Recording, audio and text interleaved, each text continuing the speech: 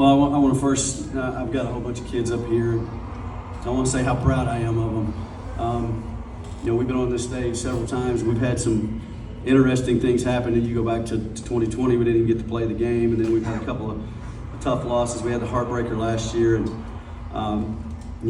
to see these kids and to see the hurt in their eyes 365 days or so last year, and to know what they felt. At times it was debilitating, but the awesome thing about them is the character and how much they love each other, how much they love our community, and just the sense of pride that they took with coming back to work and fight. It's funny, we've heard the word, this game, us in Nashville, and we knew it might come at some point. But we never wanted to make it about revenge. Shiree said it best. It was about redemption. It was about a chance to come back and get on the stage and try to play our best when our best was required. And so this entire year has been about us trying to get better, be 1% better than the day before, stay focused on the task at hand in front of us and let everything else happen the way it's supposed to. And I love these kids. I mean, it's a family. We couldn't put all of them on stage, but it takes every single one of them. And I'm just so really, really proud for them and proud of them and who they are every single day. You see year after year through the classifications, a team will get beat and they'll come back right to this place and win it. It's just the resilience, the dedication, having that hurt, like you said. Yeah. What does it mean for y'all to come back here, like you said, having that sting, having that fire under you, to come out here and get it done this time around? Well, I don't know I can ever put words to it, It's, I think it just speaks volumes to who they are, and I think there's a lot of life lessons in that your life's not always going to be easy. You're going to get knocked down some, and it's about can you get up, can you keep moving forward and perform, and we call it the windshield mentality. You're never looking backwards, always looking forward, and these kids embody that. So I think this is stuff they're going to take with them, for the rest of their life. I know this memory is going to be there for the rest of their life, and I'm thankful for that. I'm thankful for them. Merritt, what enabled you to play so fearlessly, drive to the basket, and take the big shots?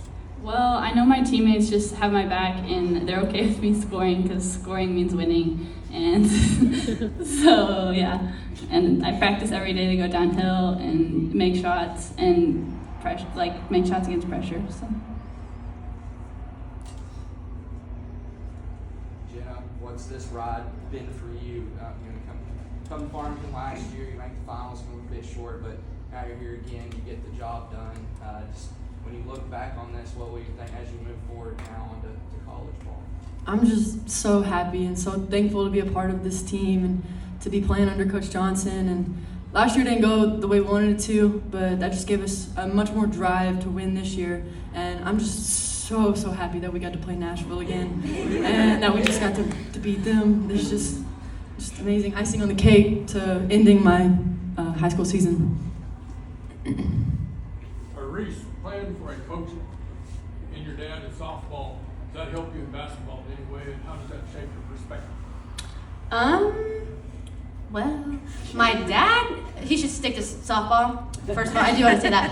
But as a coach, I'm always pushed. I'm always expected to do the highest, and I expect myself to be the highest at the highest level. So I think that's really it. Coach's life. Hey, and I do want to say this too. Sitting up here, I want to give credit where credit was due. To Nashville and Coach Dean and the program he's built. That guy went there. I guess this is his fourth year there. He's really locked that program in. This is back-to-back years they're here, and they are a phenomenal basketball team. And so to do this thing again against them on this stage and then have the game be the way it was, I think that's just a testament to 4A girls basketball. It's a testament to him too. So, we'd be remiss if we didn't say that because they are very, very good. What does it say about your girls to have that lead cut down like it was to a tie game, and you're still able to hold on? You do the things that got you here. You're able to capitalize, and you don't get caught in the big moment with everyone here. You just do what you need to do, what you've done to get here. What does that say about these girls that they're able to hang mentally tough?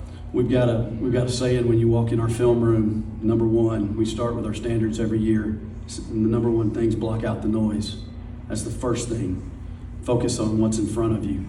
Control the things you can control. And toughness is 80% mental, right? There's a lot of tough people in the world, but the majority of them are tough-minded. And I think you see that up here with these kids. There's a unity to them. It's a family. I mean, it's more than a basketball team. It's bigger than basketball. And you get to see that in them every single day. And I think that's what you saw. There was no panic. We're going to be tough enough to try to handle the moment. And they did. And I'm really, really proud of them. Building off of that, was there anything that you had to say in particular? Obviously, y'all are no stranger to winning. Was that something that the kids just pretty much did on their own? You had to say anything? You know, I think a lot of it, great teams are led inside the locker room by great players and great leaders. And across the board, you know, we sat down in a timeout and they're talking. They're not panicking. They're not yelling. They're not pointing fingers. We've got this. Be secure with the ball. Sit down and guard your man. Get the rebound. We could win this thing. And you could feel it. There was no panic, and it's just calmness.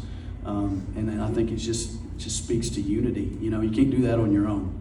You got to do that with a group, and it's a pack mentality, and that's what you saw. Casey, you blocked one of their three-point shots late in the game and really took some of the wind out of their sails. Take us through that from your perspective on the court.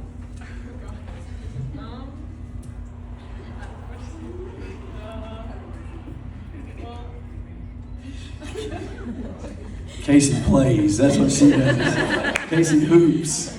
She's a hooper. I just try to put all my effort,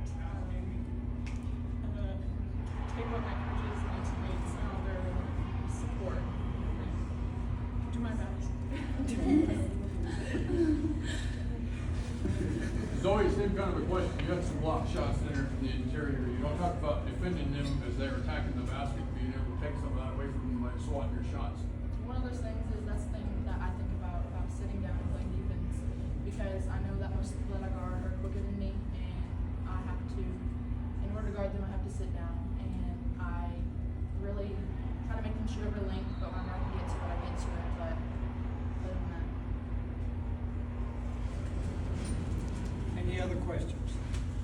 Hey, Myra, what did it take to get this far? You put a lot into it. You had a lot in it leading up to this game. Just to get here was a journey. Talk about that. Come on, Jay. We're putting you on the spot, man.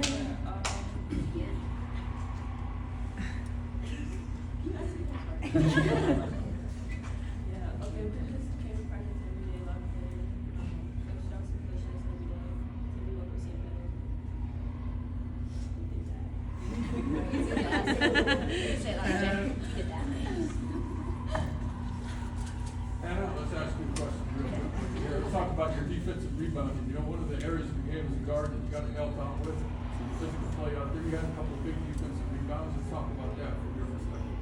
I mean, I really just had to put in the effort. I didn't make big plays. So, and I had to block out my man. I mean, we really needed the ball in offensive possessions, and I did that. I got one last question. The real physical play there, how did you cope with that mental? The one when I got the rebound and scored. Is that what you're Yeah, talking about? throughout the whole game. Oh, throughout the whole game. Yeah, they were. Sorry. They were all over all of us. We've been preparing for 2 or 3 weeks. I mean, Coach had us scrimmaging with some boys, so that really eight to be exact on the court.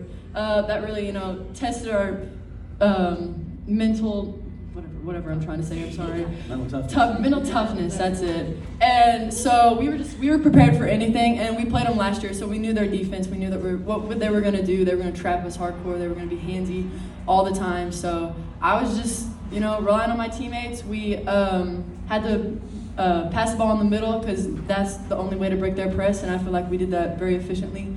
And yeah, like Jay said, we did that. Hey, and one more side note, Mark. With 9 rebounds today, Janet Lawrence just went over 1,000 rebounds in her career. Just elaborate on one more thing.